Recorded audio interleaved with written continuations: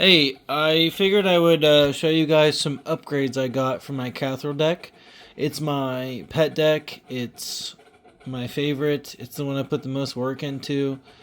I wanted to show you what I got, and I haven't decided where I'm going to make the cuts yet, but we will show you what I'm going for. So first, I've got Lord of the Forsaken, 4 colorless and 2 black. It's a 6/6 flying trample. You can pay 1 and sacrifice a creature. Target player mills 3 cards. Obviously, I'm going to be targeting myself with self mill on that one.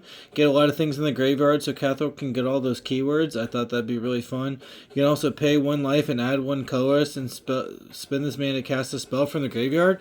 So it's just disgusting with everything that I'm going to be putting in my graveyard, like big uglies with all kinds of abilities and such.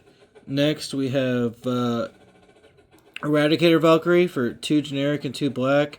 It's flying, lifelink, hexproof from Planeswalkers, keyword soup theme of the deck. And for 1 and a black, you can both sacrifice a creature. Each opponent sacrifices a Planeswalker or creature. So I do have a lot of ways to get things out of my graveyard, so it could just be backbreaking to be able to swing, get the life, and make people sacrifice things. Next is Barrowgyfe. It's 2 generic and a black. It's got Death Touch and Lifelink. Its power is equal to the number of card types among cards in all graveyards, and toughness is equal to the number plus 1. And when it does combat damage, you may mill that many cards. If you do, you can put a creature from among them into your hand. So I can choose to just mill myself for however much I want, and then I can put something in my hand. I think that's pretty gross myself. I've got Lyra. Most of you probably know about Lyra by now, but it's a 3 generic and 2 white, 5/5, flying, first strike, lifelink. Other angels you control get +1/+1 and have lifelink. I've got an angel in this list here, but I've also got Exquisite Angel, I believe, the one that gives you starting life total when you're going to die, and then I also have Sigarda, so there's some buff on the end there too. Valgavoth, I'm sure I don't have to explain Valgavoth. Most people probably have heard about it by now, but it's 6 generic, 3 black, flying lifelink, 9/9. As ward, sacrifice 3 permanents. Absolutely disgusting. If a card you don't control be put in the opponent's graveyard from anywhere, exile it instead. Gross.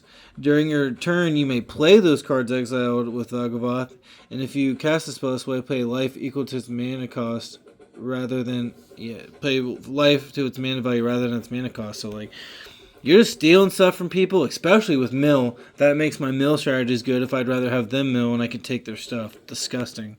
So then we have Shriekwood Devourer. It's 5 colorless and 2 green. It's a 7/5 with trample. Whenever you attack with 1 or more creatures, untap up to X lands, where X is the greatest power. I've got a lot of big uglies and cheap ways to play them, so this is just absolutely clutch. I've got another copy of it for one of my other decks as well. Then we got Winter, Cynical Opportunist for 2 generic, a black and a green. It's a 2/5 with Death Touch. Whenever it attacks, mill 3. Nice for the strategy. At the beginning of your end step, you may exile any number of cards from your graveyard with 4 or more card types among them. I have lots of card types and keywords. If you do, put a permanent card from among them on the battlefield with a finality counter on it. So there's lots of things I'd like to have out just for a little bit, just to get some value out of. Then we have Lumra for 4 generic and 2 green. Vigilance and Reach. Lumra, Bellower of Woods, power and toughness are equal to the amount of lands you control. This has a pretty decent mana base. Like, I can consistently get it out pretty well. I had 10 mana like turn 5 the other day. It was pretty gross. When Lumra enters, mill 4 cards and return all land cards from battlefield tapped. I do a lot of mill, so it'd be nice to dump a lot of mana at one time. Then we've got Redmaw, Creaking Nest for 3 generic, a black and a green. It's a 5/5 with miss and reach. When Renmaw Creaking Nest enters, whenever you play a card with 2 or more card types, each player creates a tap 2/2 black bird creature token with flying. The tokens are good for the rest of the game. So it's doing things I already want to do, and it's goading those birds for other people to get attacked from.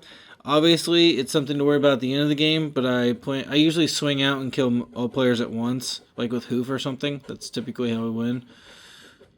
Or combat damage with Kathril with all the keywords. And then we got Seraphic Steed. It's a green and a white. It's first strike and lifelink. Whenever Seraphic Steed attacks while saddled, create a 3/3 white angel creature token with flying. So you can tap any number of creatures with total power 4 or more. This mount becomes saddled. So basically anything in my deck, for the most part, I can tap and then make a token and swing with this.